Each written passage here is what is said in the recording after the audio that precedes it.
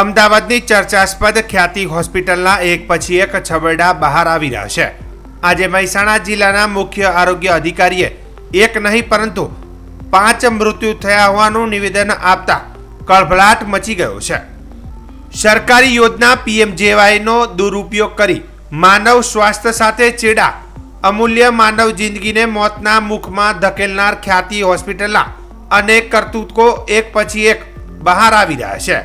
ત્યારે રાજ્યમાં કુખ્યાત બનેલી ખ્યાતિ હોસ્પિટલ દ્વારા પીએમજેવાયના નાણાકીય લાભ લેવા અનેક જિંદગીઓને મોતના મુખમાં ધકેલી દીધી છે। મહેસાણા જિલ્લા વહીવટી તંત્ર દ્વારા કરવામાં આવેલ સઘન તપાસ બાદ હોસ્પિટલના કાળા કારનામા બહાર આવી રહ્યા છે। આ હોસ્પિટલ દ્વારા અત્યાર સુધી એક નહીં પરંતુ 5 જેટલી માનવ જિંદગીને મોતના દ્વારે પહોંચાડવાનું દુષ્કૃત્ય કરવામાં આવ્યું છે। જે બાબતે આજે મહેસાણા જિલ્લા મુખ્ય આરોગ્ય અધિકારી ડોક્ટર મહેશ કાપડિયાએ નિવેદન આપતા જણાવ્યું હતું કે અમદાવાદની ખ્યાતિ હોસ્પિટલમાં કડીના 2 નહીં પણ કુલ 5 લોકોના મોત થયા છે। મહેસાણા આરોગ્ય વિભાગની તપાસમાં આ હકીકત સામે આવી છે। માર્ચ 2023માં કડીના ખાવડમાં કરાયેલા કેમ્પ દરમિયાન એક વ્યક્તિનું મોત થયું હતું। કડીના વાઘરોડા ગામના લાભાર્થીનું 17 ઓક્ટોબરના રોજ મોત થયું હતું। આ સિવાય વિનાયકપુરા ગામના લાભાર્થીનું પણ મોત થયું છે। બોરીસણા ગામના 2 લાભાર્થી મળીને કુલ 5 લાભાર્થીના મોત થયા છે।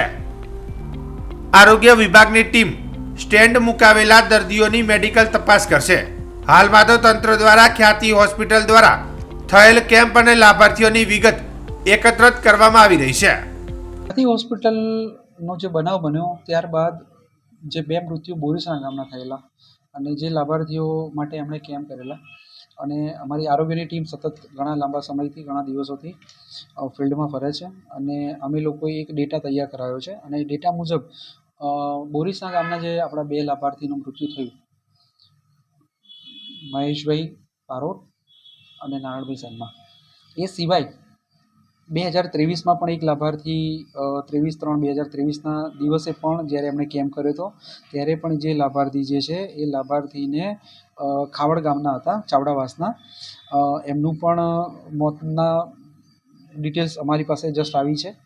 સાથે સાથે વાદરોડા ગામ, તો વાદરોડા ગામની અંદર પણ જે લાભાર્થી હતા એ વાદરોડા ગામના લાભાર્થી ઠાકોરવાસના લાભાર્થી છે અને ઠાકોરવાસના લાભાર્થીને પણ 13/10ના રોજ 13/10ના રોજ કેમ્પ થયો અને તેમનું મરણ 15/10ના રોજ થયું। સાથે સાથે બીજા એક લાભાર્થી છે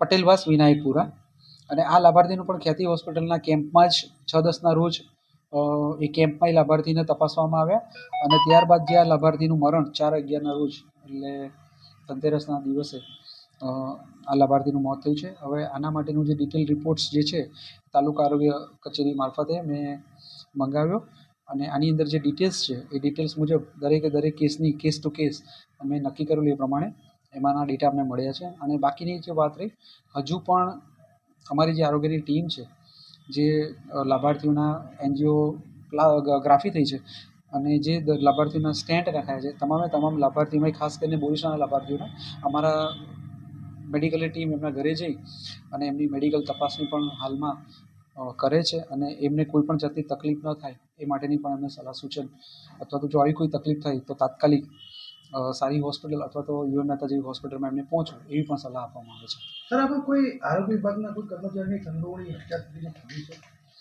આરોગ્ય વિભાગની સંડોવણી બાબતે હું આપને જણાવું કે જે આ મોટાભાગના જે કેમ્પો થયા છે ગામની અંદર ગામના જે આગેવાનો હોય અથવા એના સાથ સહકારથી રજાના દિવસોમાં થયા છે અને જે અમારી જે આરોગ્યની જે ટીમ છે એ આરોગ્યની ટીમ ડાયરેક્ટલી ઇનડાયરેક્ટલી આ જે કેમ્પો થયા એ બાબતે ટોટલી રજાના દિવસ હતો એટલે એમના ધ્યાન બહાર ગયું છે અને સાથે સાથે આ જે આખા જે ક્લેમ થાય છે એ ક્લેમની પ્રોસેસ એ જિલ્લા લેવલે અમને ખબર જ ના પડે કે અમારે કોઈ પણ લાભાર્થીનું આ જગ્યાએ એના ઓપરેશન થયા છે।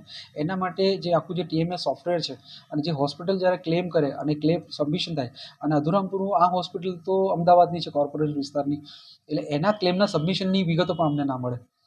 આ બનાવ બન્યા પછી અમે ટોટલ વિગતો અમારા વિભાગ મારફતે અમે કલેક્ટ કરી રહ્યા છે અને હજુ પણ કડી ગામના ટોટલ કેટલા લાભાર્થીઓ છે એનું પણ લિસ્ટ અમારા નીચેના લેવલે તૈયાર થાય છે.